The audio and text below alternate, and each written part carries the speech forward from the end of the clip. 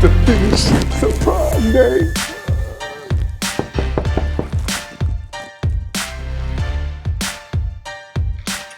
Trina! Oh, this is gorgeous. Thank you. Come here. Thank you. Here, let's have this interview from start to finish. All right. So now, Trina, you are on another show from start to finish. Yes. You know what? I this little small joke. Some of my helpers in the production of this show, I had from start to finished with the ED at the end. So I've heard. I just thought that that's just me being different. It was different. So we're gonna just go from start to finish. Yes. Still with the number 2 though.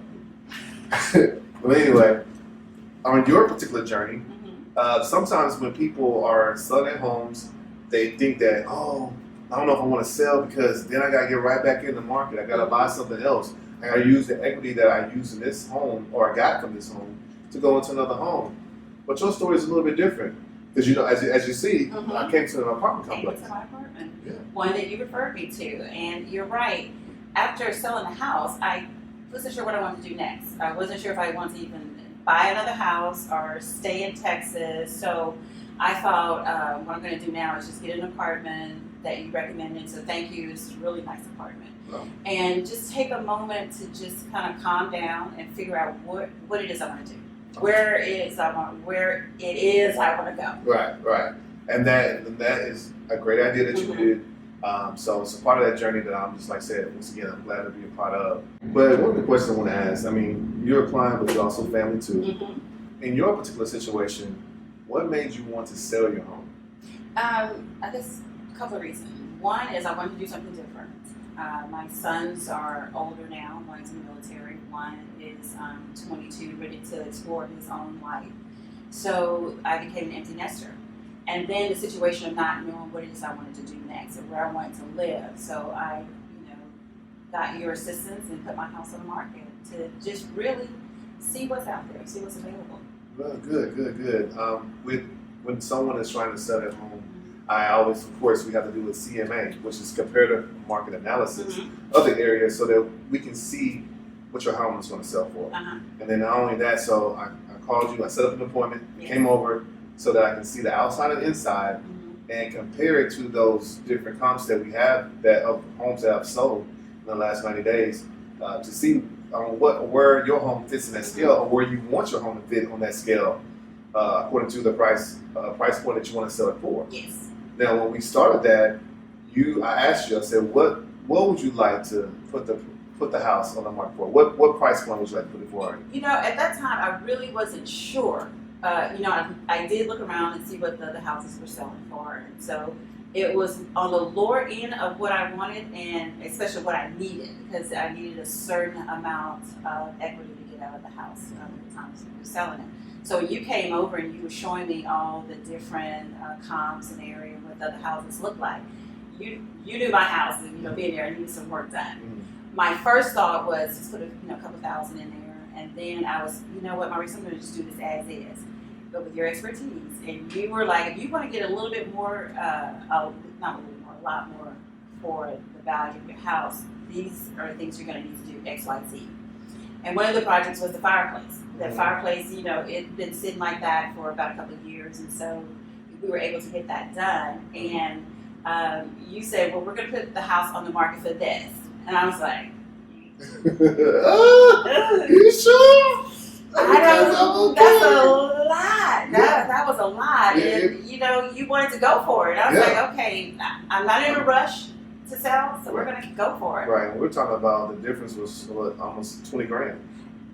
Now, the difference at the time of what I was thinking, you're right. My thought was a little bit lower than what you were thinking. And so there was a medium of what the houses were going for, and you went $20,000 over what that medium I saw was. Right.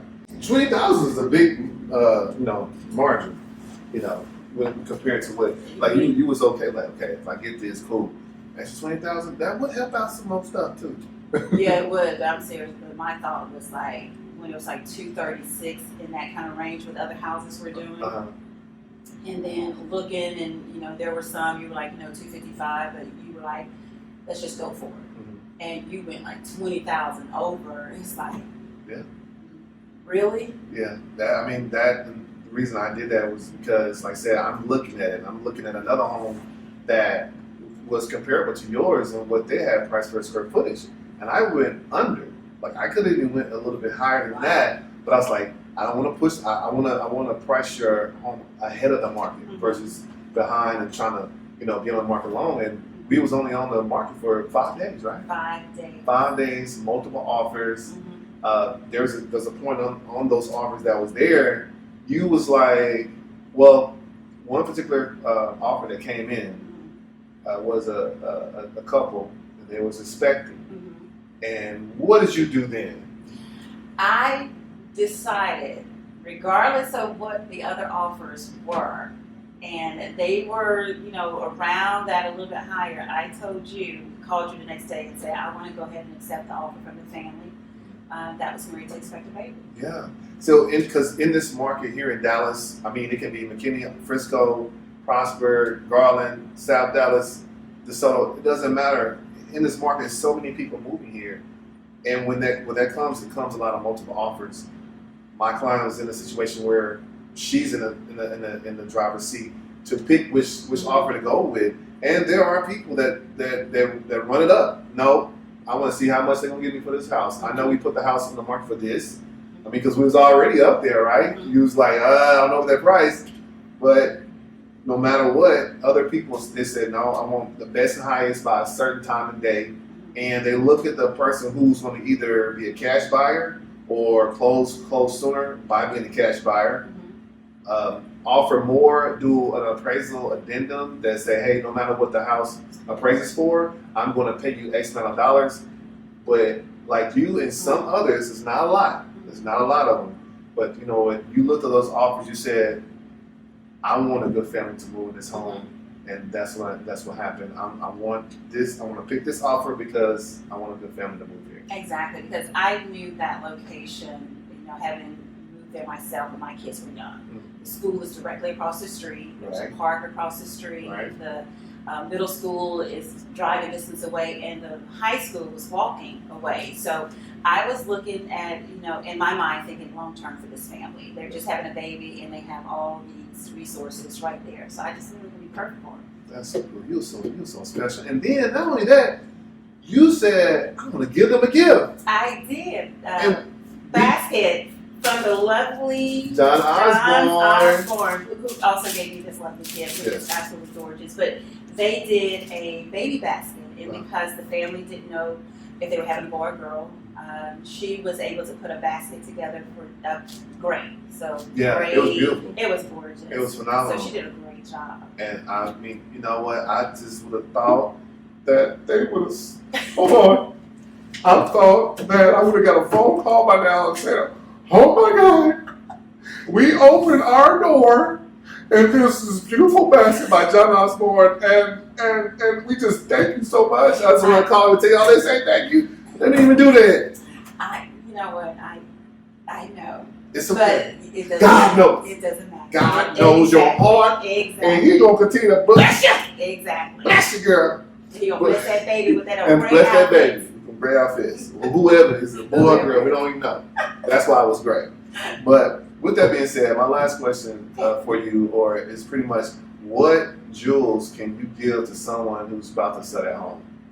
To sell their home, I think on the line of your other tips that you've given out is patience. You really have to be patient. Also, get with a realtor that knows what they're doing. And I'm grateful and thankful that I was able to have you to use and help me through this process. Because Maurice, you were there every step of the way. If I had a phone call, a text message for you, if I text you, you don't text back. You pick up the phone and you would call. Yeah. And so you handle that whole process. And then going through the ice storm recently. Oh yeah, the ice storm was crazy. Exactly. You called to tell me that, I got some news for you. They're going to push it back. Right.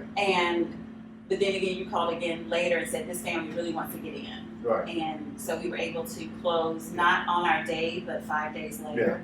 So Yeah. You was throwing a curveball. I mean, after the appraisal, with this snowmageddon or ice storm that we had, they had for FHA loans or just any mortgage company, they want to do a second appraisal on the property to make sure that if your pipes burst, that it was fixed and that the new buyer was not going to come into any issues because of this ice storm. So, and a lot of people went through, a lot of damage. Yeah, And we only had just the leak in the laundry room that could have been a lot worse. right. And so thankful that we were able to get it closed and you handled it well. And get it I done. appreciate you. I appreciate you. I mean, just everything. Like I said, you were a great client because, I mean, you saw the vision, and then even when you didn't see the vision, you was like, because like you said, you like, I kind of want to sell it as is. I was like, oh, if you just do these things, because not only am I a listing agent, but I'm also a buyer's agent. So when I walk into a home, I know it all the way from the door. When we walk up to the house and we see that doorknob that it's rusty or it's just you need something new, I'm saying, listen, put new hardware on there. You already had that on there. We came in, the floors was done, paint was done. We did the fireplace. Did you have to come in and spend thousands of dollars on granite countertops and all that type of stuff, and new cabinetry?